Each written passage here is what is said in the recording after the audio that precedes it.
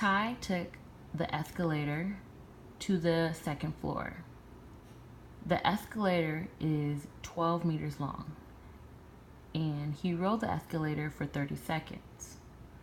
Which statement are true? Select all that apply.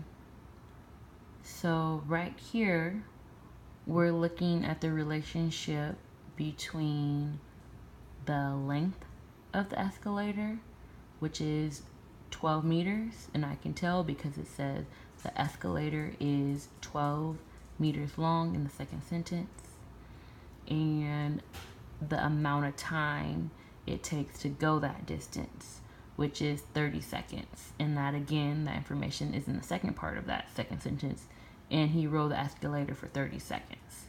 So since we're comparing the relationship between two numbers, this makes me think we're talking about a ratio. So I'm going to come over here to my dry erase board, and I'm going to talk about the relationship between distance or length. Distance and length are the same thing.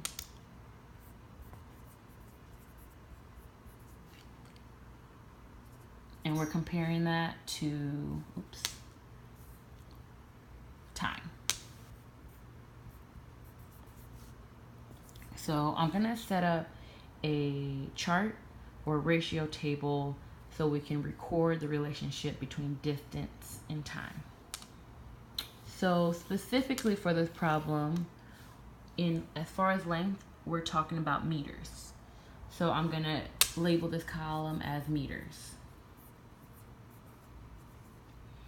And as far as time, we're talking about seconds. So I'm going to label this column seconds.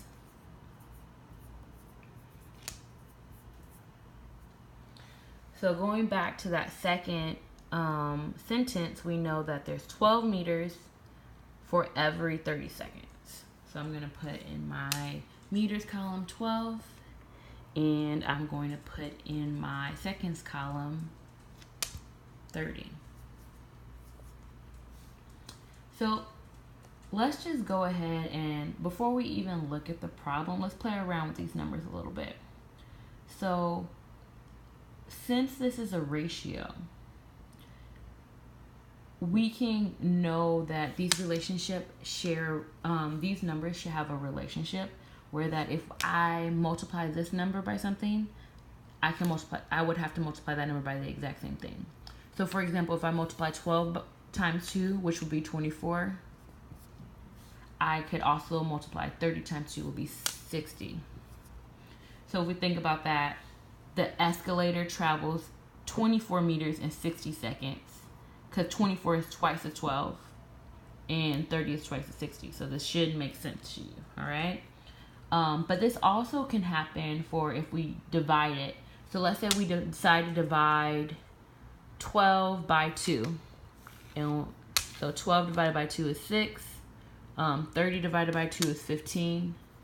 This is still a proportional relationship.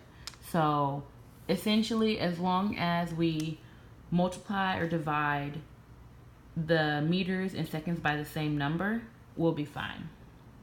And I'll just show you the math we did a little bit. So we did 12 times 2, which got us 24, which is for this column. And then we also took 30 and we multiplied it times 2, which got us to 60, which was that column. So we multiplied both of them by the same number. So going back, we took 12 and we divided it by 2, and we got 6, which was the meters in this column. And then we took the original 30 and we divided it by 2, which got us to 15. So this table just kind of helps us understand the ratio relationship happening. So let's go back to the problem, make sure we're answering the question. It says, which statements are true? Select all that apply. So at this point, what I would do is I would literally go through every single statement. So I'm going to start with A. It says he travels 2 meters every 5 seconds. So 2 meters every 5 seconds. So if we start, this 2 will be for the meters, and we know we have 12 as a meter. What will we have to do to 12 to make it equal to 2? Well, we would have to divide 12 by 6. So we're going to go ahead and do that exact same thing to the 30. We're going to take the 30 and divide it by 6, which would give us 5. So the ratio relationship would be 2 meters every 5 seconds. So let's go back and see if that is true. He traveled 2 meters every 5 seconds. So then that is true. So on your test, you should have circled A as an answer because it is a possible answer. So let's check out the second one. It says every 10 seconds he traveled 4 meters. Every 10 seconds he traveled 4 meters. Okay, let's check that out over here. Okay, so this part's a little bit confusing because it gave us seconds first and meters second. So for seconds, it would be 10. So if we're starting with 30, what will we have to do to 30 to make it into 10? Well, we would have to divide it by 3. All right. So we're going to do that exact same thing to the 12 meters. We're going to take the 12 meters and we're going to divide it by 3, which will get us 4. So that means 4 meters for every 10 seconds. Go back to B. It says 10 seconds has traveled 4 meters. So B also is correct. So you should have circled B on your test.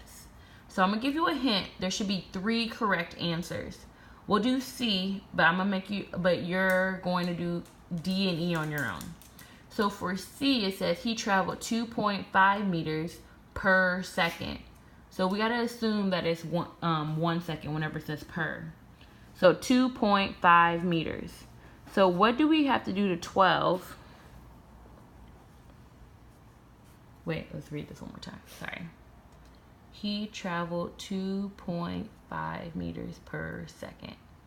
Yeah. So since 12 is our meters, what do we have to do to 12 to make it equal to 2.5? So I'm assuming we're going to have to divide. You know what? Just off the top of my head, if I were 6th grade, I would be intimidated by this. So let's see if we can go back to this and we say, okay, we know that it'll be 2.5 meters per second. That means 1 second. All right. So if we look at the seconds, it would be 30 seconds. We have to do something to turn into a 1. And that's actually easy. We just divide it by 30. Right? Because 30 divided by 30 equals 1. Well, if we divide 12 by 30, will we get 2.5? Well, I already know that answer is no, but I'll show you. So 12 divided by 30. Well, 30 can't fit inside 12, so I'm going to place a decimal, an additional 0, show place value. 30 goes inside of 120